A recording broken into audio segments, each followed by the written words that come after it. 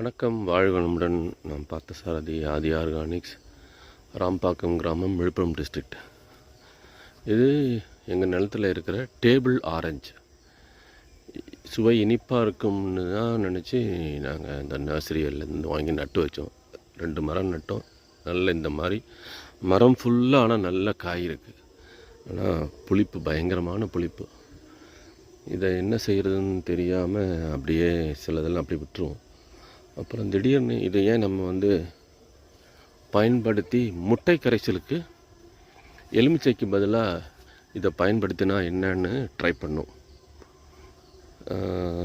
சொன்னால் நம்ப மாட்டீங்க, எலுமிச்சம்பழத்தை போட்டுட்டு முட்டை கரைசல் செய்யும்போது அந்த முட்டை கரையிறதுக்கான கால அவகாசம் இருக்குது பார்த்தீங்களா.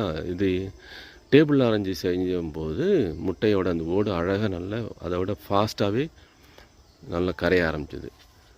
அதனாலேருந்து ஒரு 10 முட்டையாக 3 பேட்ச் நாங்கள் இப்போது இதை வச்சு முட்டை கரைசலுக்கு செய்திருக்கிறோம்.